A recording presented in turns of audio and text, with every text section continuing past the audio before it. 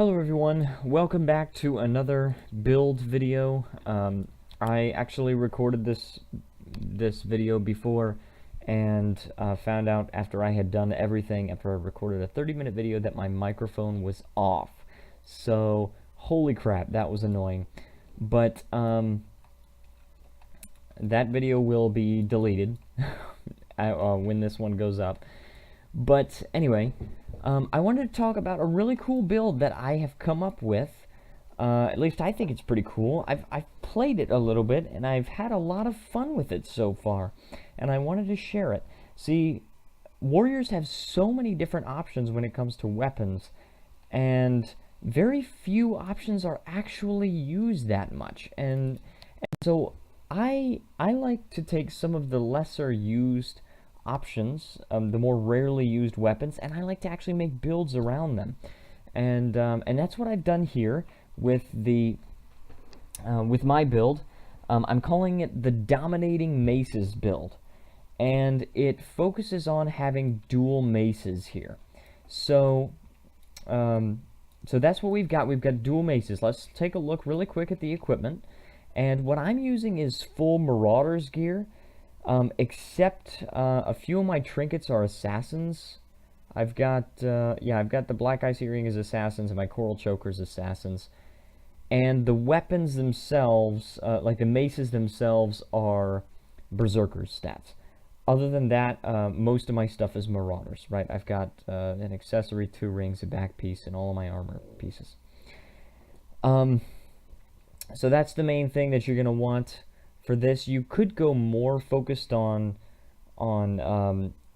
toughness. Like if you wanted to do, I forget, soldiers, I think it is power, toughness, and vitality. If you just wanted to go full tanky, then you probably could, because the main idea behind this build is just CC. It's about dominating your opponent to the point that they can't actually do anything. And I love it. It is just such a fun build to play, so I'm going to share it with you. On the actual maces themselves, I have a superior sigil of Severance, where if you interrupt an enemy, you gain 250 precision. That's going to help with your critical hits, help you do more damage. And then on the offhand mace, I've got the superior sigil of Cruelty, which helps you get more ferocity every time you kill a foe. So you're going to be doing just a lot of just pure damage. This build kind of has an underlying connotation of it wants to be a power build, but the main purpose of this build is really just CC, just crowd control. And it works so well with that, and it actually does a decent amount of damage as well. So let's take a look at the skills. First of all, on the third mace auto attack, you apply weakness, okay? And due to the auto attacks, if you just sat there and did auto attacks all the time, you can maintain 100% weakness uptime. Very, very important there. Second skill, you got a block, but if you are not attacked, then you could just gain 6 adrenaline, which is pretty good because the adrenaline gain is slower on this build than I'm used to, because usually I'm using an Axes build, and Axes build up so much adrenaline so fast. So I'm used to that, but even if you don't have that, you can still gain some adrenaline with this block, okay? So counter blow. And you can't actually use it before it's finished and gain 3 adrenaline. Try not to do that. I have a tendency to do it by accident. But then for the third skill, you got some hard CC. It's a 1-second daze, okay? And pretty straightforward skill. A lot of warriors probably are familiar with these 3 skills because main hand mace is used much more often than offhand mace. But offhand mace has got some pretty good skills, and so I'm going to actually talk about those for a second. So first of all, we've got Crushing Blow. That's another 10 stacks of vulnerability. Skill 2 inflicts 10 stacks of vulnerability if you block an attack. Skill 4 is 10 vulnerability on demand, okay? And that synergizes really, really well with the mace trait that we've taken, which I will talk about in a second. And then Mace 5 is Tremor, which is a 2-second knockback. It's the second hard CC skill that you have in this. The first one being Pommel Bash. And then you've got a third hard CC, which is Skull Crack, and it does quite a bit of damage, and it's a 1-second stun.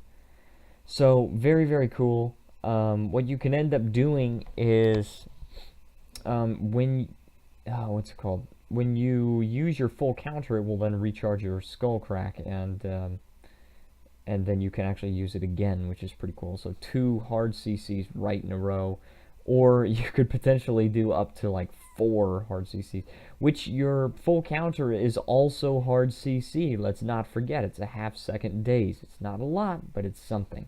It is hard CC. Then my second weapon set is Hammer. You don't have to go Hammer, it's just what I've chosen, and it synergizes quite well with the trait if you choose to pick it. I'm still kind of undecided as to what I want my second weapon to be, but what I'm running is Hammer, so do with that what you will. For the healing skill, we've got a natural healing. Some warriors prefer to use Healing Signet. You can do that.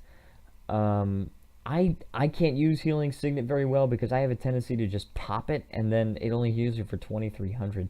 It's a super horrible flat-out heal. It's mainly used to mitigate condition damage, I think.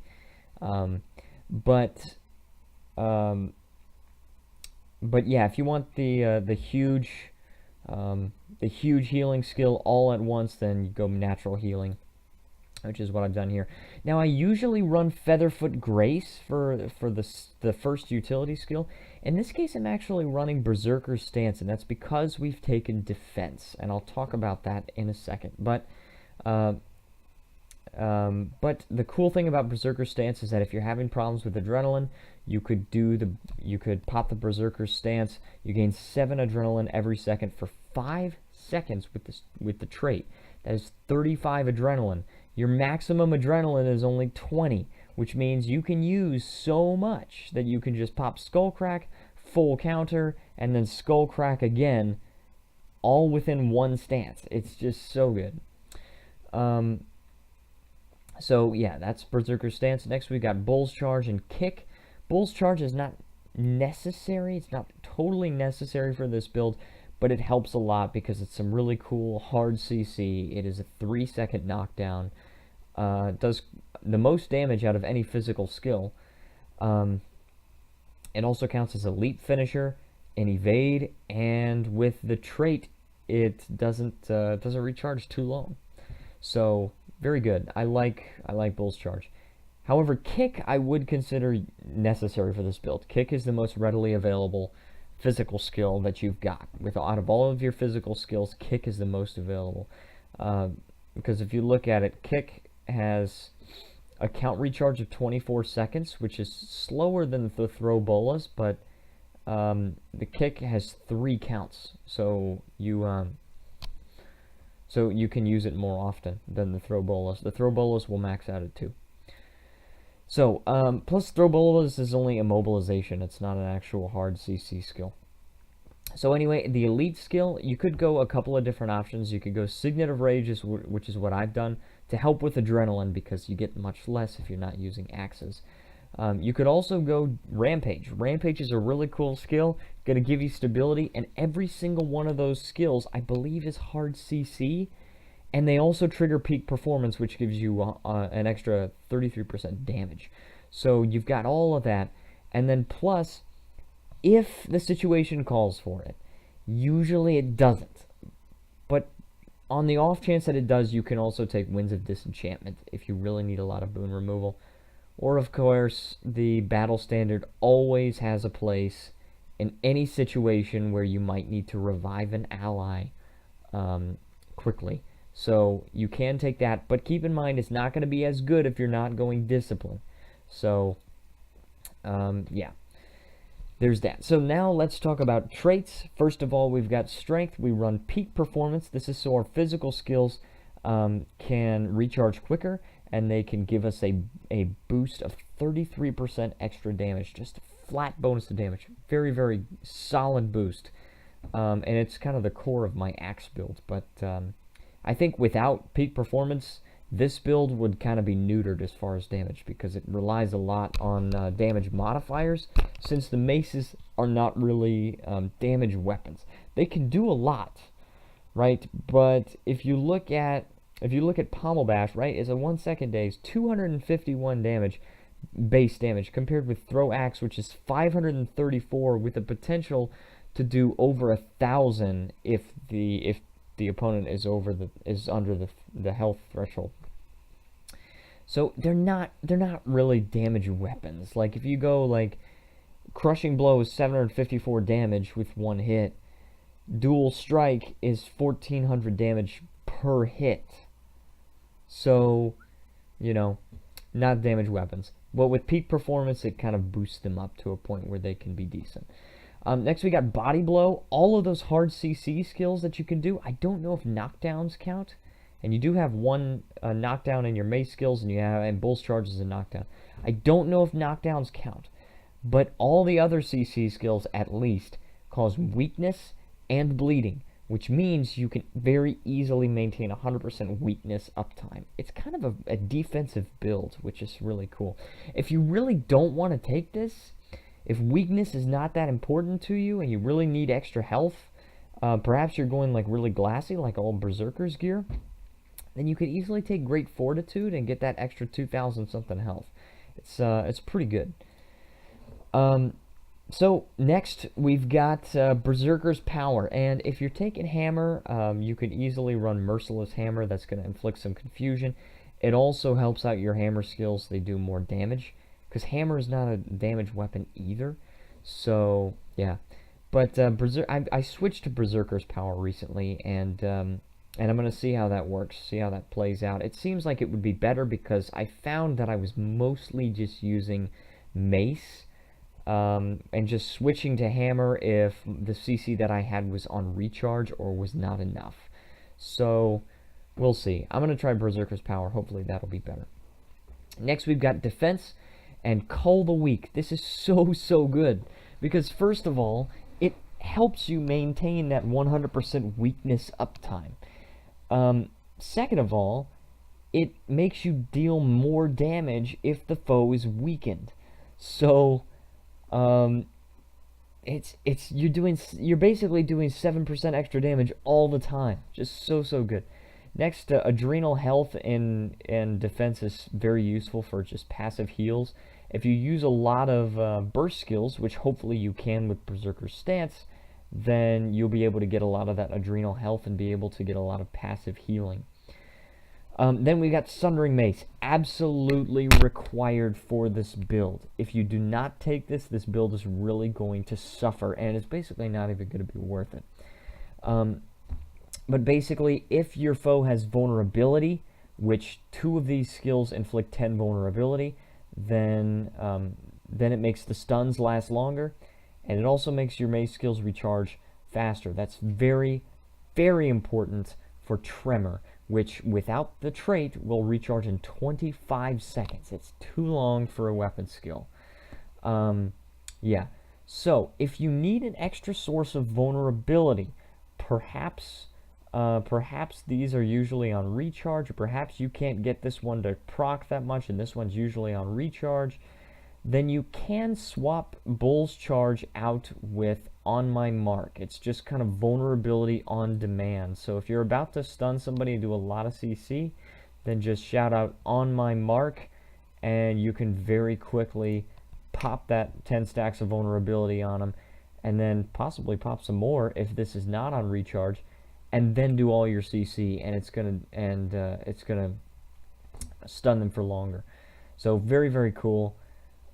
Next, you've got Balanced Stance, and this is the reason why I've taken Berserker's Stance, or sorry, Last Stand, because usually I take Featherfoot Grace, and Featherfoot Grace is so good because not only does it provide resistance, but it also provides speed, and it also breaks a stun. Okay, that part is really important. It's a stun break on a 30-second cooldown.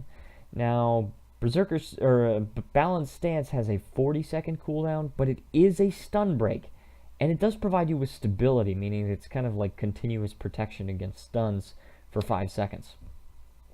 It also makes your stances last longer, so keep that in mind.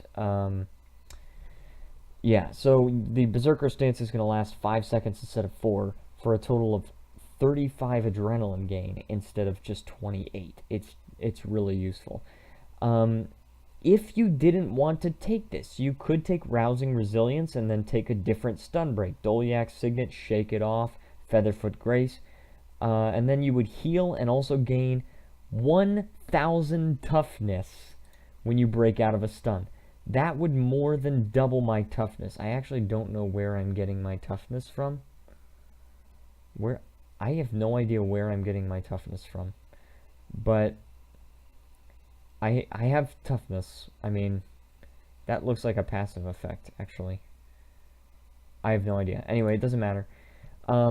Could do that, or if you're having such a hard time getting adrenaline, you could easily take Cleansing Ire, and you could gain extra adrenaline when you get hit, and also remove conditions when you use burst skills, which, if you've got a lot of adrenaline, then you can use them quite often, especially with Spellbreaker. So, next, we've got Spellbreaker, last but not least. Extra critical damage against foes, and even more if they're boonless. Now, with all of this CC, every foe you fight is going to be constantly boonless, just continuously boonless. So, Pure Strike is very, very good. It's just going to just provide so much extra critical damage. Next, we've got Slow Counter. This is just to kind of further dominate them with your CC, because you got all this hard CC, right? You also can apply some soft CC with the Slow Counter, so they're activating skills super slowly. They're easier to interrupt. It's harder for them to run away because they're crippled, and then you can knock them down easily. It's just so useful. You could potentially, if the situation calls for it, you could take Loss Aversion, where all of those CC skills that are removing boons, they're also giving you extra adrenaline, which you may need, and they're also doing some extra damage. It's not a lot of extra damage, but it's something. And lastly, we've got Magebane Tether for that sweet might generation. Just absolutely perfect might generation.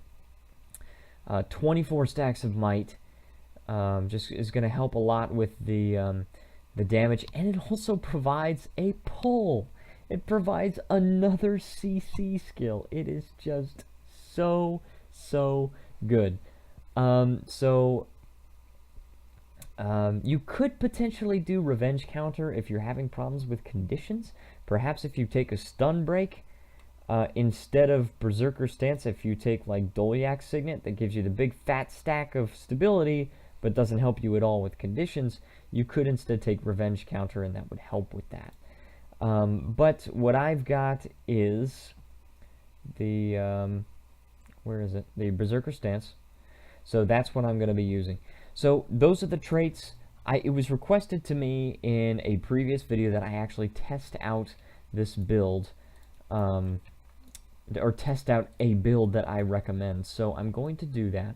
I'm going to go ahead and do that. I'm going to try and just, these guys die really fast, but I'm going to test this out. And as you can see, it's actually very defensive. You end up actually retaining a lot of health because of all your damage mitigation. You can block attacks, right?